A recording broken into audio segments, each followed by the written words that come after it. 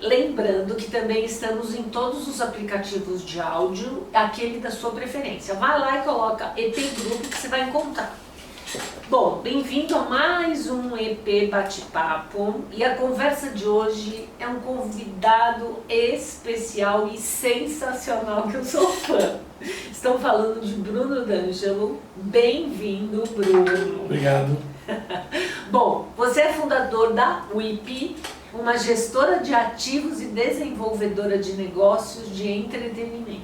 Uma frase comprida. Contador de histórias nato, começando como quadrinista e acabou vivendo uma jornada nesse mundo corporativo de veículos a agências, combinando seu passado narrativo com uma visão única de ecossistema de consumo de conteúdo no dia de hoje. Meu Deus, hein? E também estuda e ensina sobre o futuro do storytelling.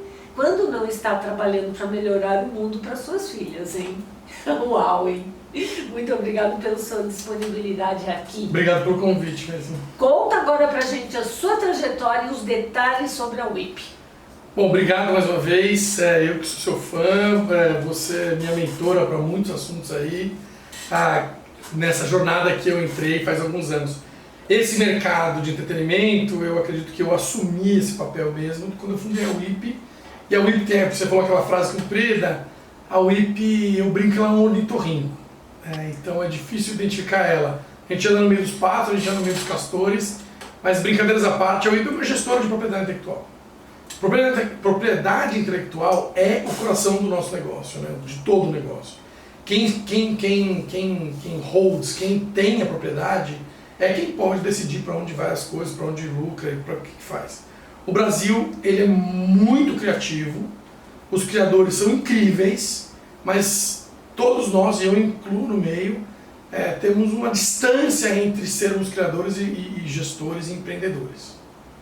E aí eu posso estender isso não só para criadores, porque todo mundo aqui um pouco, a gente falou um pouco antes aqui de ligar a câmera, que o Brasil é um país maravilhoso, a gente é fã do Brasil, dos brasileiros, como que nós somos um povo resiliente, criativo, e como a gente pode estruturar isso. Então a WIP é, de uma forma mais simples, tudo que eu acredito que a gente deveria ser como mercado. Então a gente deveria olhar para a produção não como prestação de serviço, mas sim como criação de algo de valor. A gente deveria olhar para licenciamento mais como expansão do que exploração somente de coisas, acho que é como está indo o mercado hoje. E a gente deveria empoderar o nosso mercado. Então eu sou uma formiguinha, por sorte conheço pessoas incríveis como você e outras pessoas. Sou cara de pau bastante para poder estar em lugares para aprender, e a WIP tem aí seus poucos 5 anos de vida aprendendo bastante. Então, no fim, gestor de propriedade intelectual e desenvolvedor de negócio. Ou seja, para quem conta histórias, a gente desenvolve negócios. E para quem faz negócio, a gente desenvolve histórias. Fica um pouco mais fácil no final. Ótimo. Quais são os seus projetos hoje que estão em andamento? Eu acho legal a gente começar, acho que porque estamos aqui, falar um pouco de dois criadores ou marcas que a gente trabalha com licenciamento também. Então a gente assumiu esse papel porque aprendemos, então observando há muito tempo com você e com muita gente, que é tanto Laerte, que é uma das maiores criadoras, a maior cartunista viva hoje, ou as maiores criadoras brasileiras que existem. A gente trabalha com todo o IP dela, todos os IPs, são 50 anos de criação.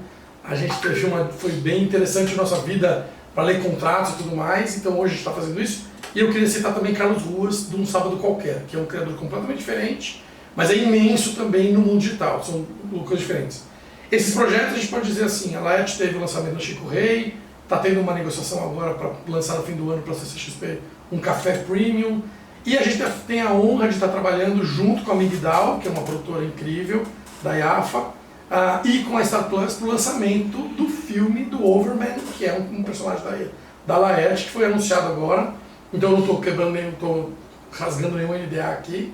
E talvez seja o maior lançamento de cinema ano que vem, seja o filme do Overman. Esse trabalho, então e aí eu queria falar um pouco sobre isso, que é ir para as ruas, ter um trabalho intenso com parceria de marcas pet para Cães e Gatos, que tem a tirinha do Cães e Gatos, são mais de 400 tirinhas, animação e tudo mais, que cria uma ligação muito forte com crianças e com donos de pets. Todo mundo é pai de pet hoje em dia, depois da pandemia inclusive mais. O mercado é imenso. E tem outras questões. O que a gente faz, aí eu queria só resumir nesses projetos, a gente trabalha muito com expansão. A nossa visão é de expansão de propriedade intelectual. O licenciamento é uma expansão também. E a gente é muito melhor em collabs do que o mais tradicional formato, né? Que a gente até, quando a gente vai fazer, até recomenda que sigam com agências mais tradicionais. Por que collabs? Porque os nossos criadores, eles têm muita autenticidade. E na hora de criar um produto, eles querem pôr a mão na massa. A gente sabe quão complexo é isso, ainda mais para quem vai fazer um produto lá do outro lado, mas sabe que o resultado também é melhor. Isso eu vi muito no material que vocês fizeram, no prêmio desse ano de vocês, que quando o produto é mais autêntico, o resultado é maior. Aprendi muito. E, para terminar, experiências, né? Então, levar as marcas para experiências reais, que eu acho que onde está um diferencial também. Muito bom. Na verdade, o mercado mesmo de licenciamento tradicional, eu acho que ele já se acomodou e mudou muito. Então hoje nem existe essa coisa, eu tenho um licenciamento, né, tradicional. Sim. Hoje as collabs, elas dominaram.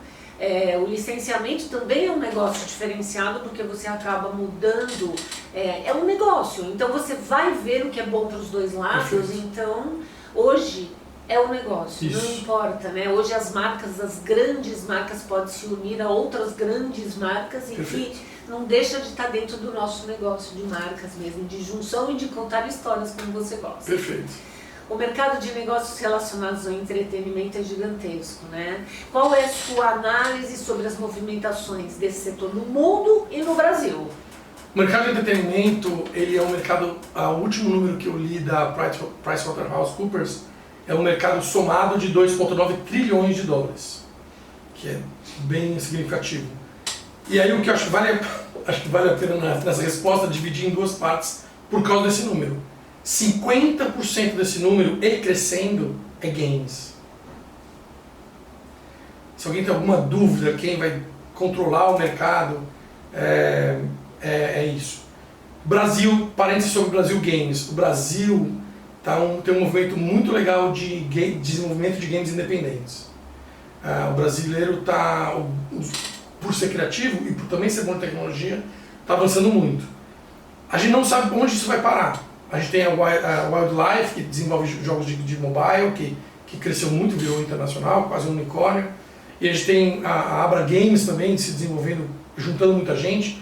Inclusive no Perifacon, que eu fui na Perifacon, que é uma convenção na periferia de São Paulo que junta muita gente criativa, e a área de games independentes estava incrível. Assim.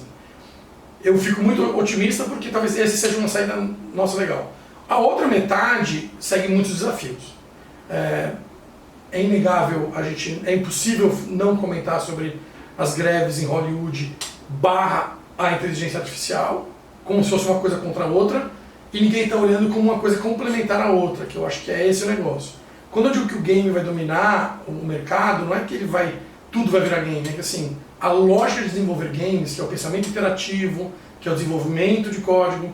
Então, se você for pensar os filmes da Marvel, os filmes da Star Wars hoje, são feitos todos num lugar que não existe cenário. Então, essa lógica, animação, a barreira entre animação e live action vão diminuir. Ou seja, vou falar uma frase em inglês para ficar bem arrogante, mas depois eu traduzo. It's the worst of times, it's the best of times. A gente está num momento, está num pico da crise ou no fundo do buraco. É possível cavar mais? Sempre é possível cavar mais, mas talvez a gente vai voltar daqui. O que vai surgir depois daqui é tão grande quanto, e de novo, espero não estar exagerando demais, mas é tão grande quanto a Gutenberg e quanto a Revolução Industrial. Isso quer dizer que grandes ficarão pequenos, pequenos ficarão grandes, e o dinheiro vai ser redistribuído. E aí, só para colocar um tempero a mais nessa resposta, China. A Tencent é a maior maior proprietária de propriedade intelectual do mundo. E ela está crescendo, está com olhos no Brasil. Para desenvolver conteúdo de entretenimento de alto nível. Então, acho que tudo isso, para quem está nesse setor, é assim, aperte os cintos, mas vai ser uma montanha-russa interessante. Muito bom. Quais que são os recentes cases de sucesso que exemplificam um bom trabalho de entretenimento? Esses trabalhos de entretenimento. Eu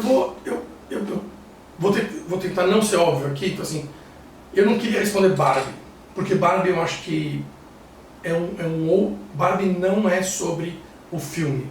Barbie é sobre 60 anos de marketing e mais 60 anos daqui pra frente. Então eu queria falar sobre consistência. Eu tenho duas marcas que eu acho que estão fazendo um trabalho tem uma consistência que eu acho incrível. Um é a NBA no mundo e no Brasil principalmente. A NBA deixou de ser um campeonato de basquete para virar uma marca. Eles entenderam que a cultura hip hop, que a vestimenta, que o posicionamento deles é uma outra, tanto que no Brasil a própria distribuição do conteúdo, a Budweiser falou que ia fazer, depois veio o pessoal do esportes para falar um pouco mais. É inegável o sucesso da casa NBA, e acho que tanto que a NFL chegou no Brasil, e isso não é só no Brasil, isso é no mundo. E isso também não é inovador em si, porque você tem que pensar que a Red Bull já fazia isso de uma outra forma, que é transformar o que eu sou num conteúdo. Acho que esse é o grande exemplo de case. Um outro exemplo que eu acho que pode parecer óbvio, mas pode não parecer óbvio, para mim é a Anitta. A Anitta talvez seja responsável por transformar o funk brasileiro no novo K-pop.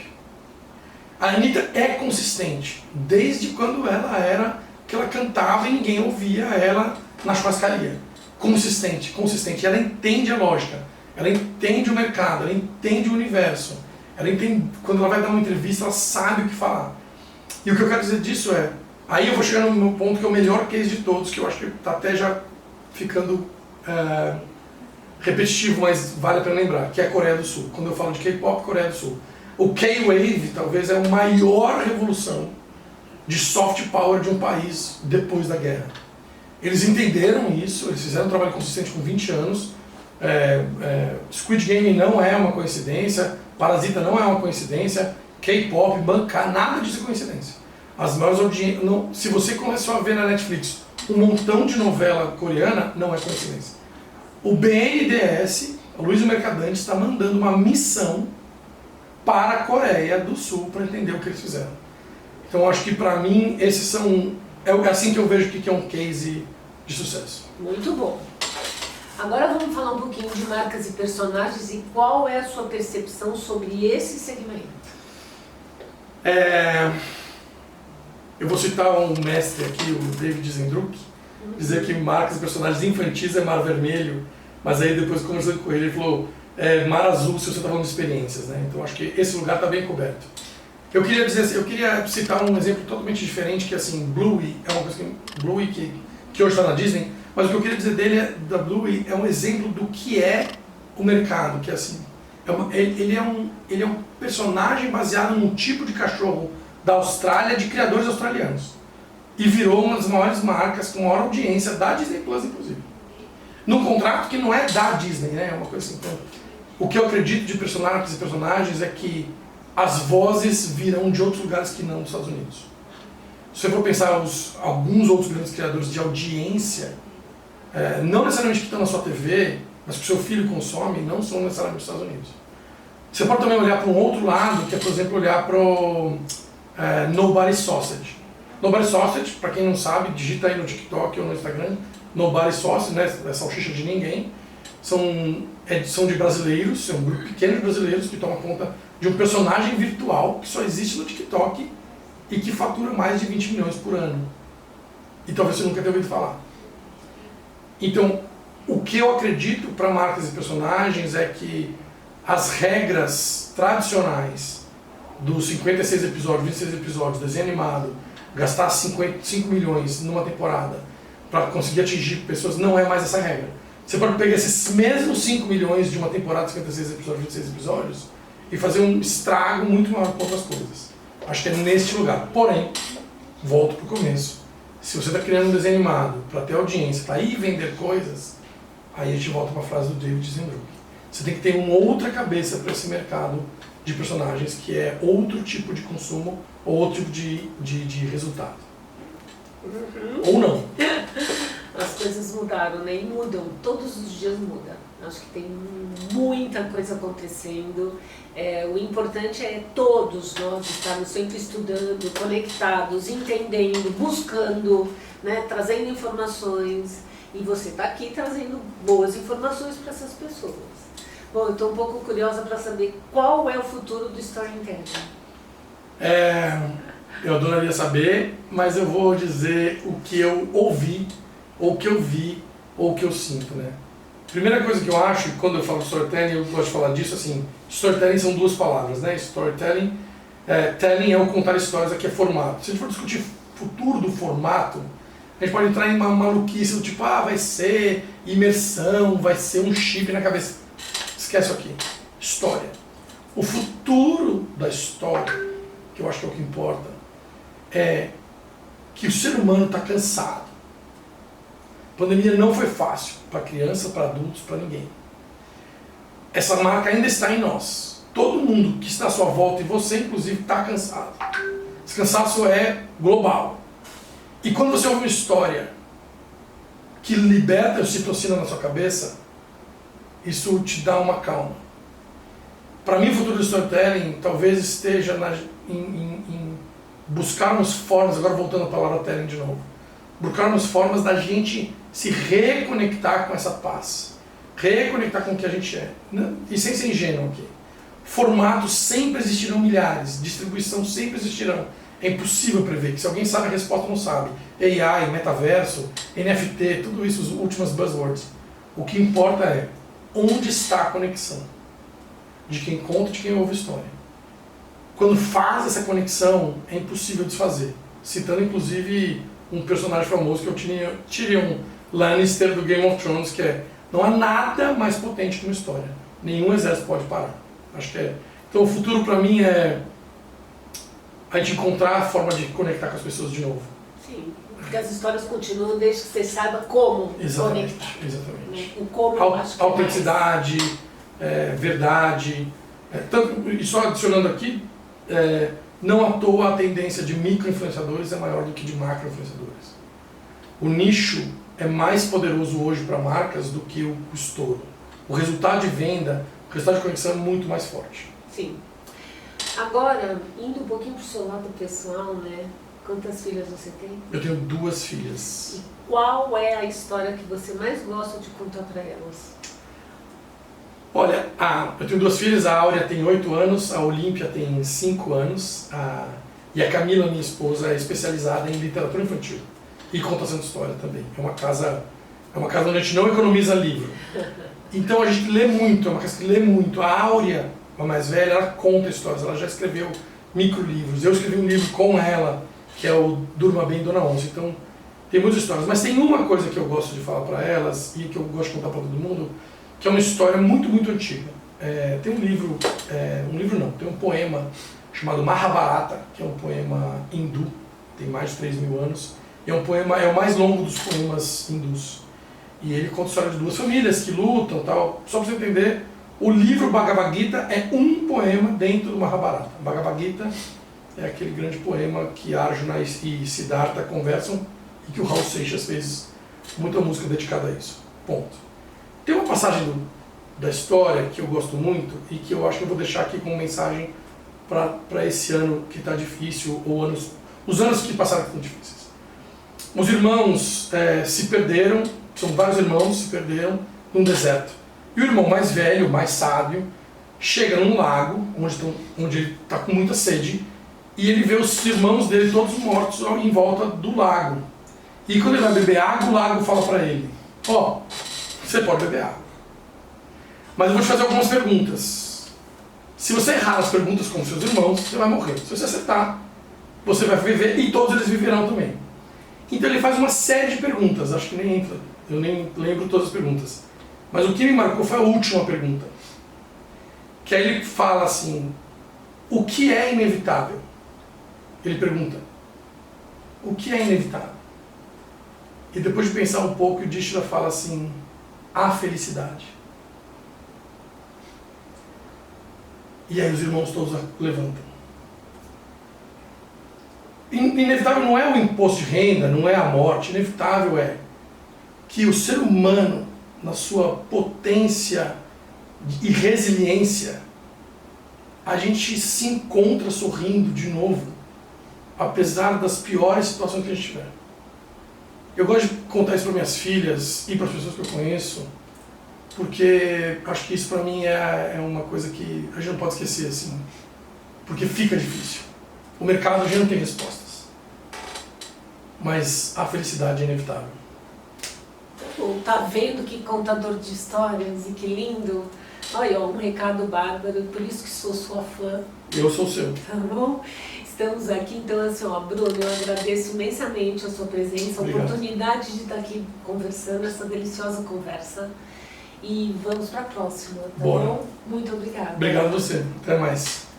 Ótimo. Se você quiser fazer parte também de um bate-papo aqui comigo, é só nos mandar um e-mail que a gente vai entrar em contato e você vai estar aqui conosco, tá bom? Muito obrigada.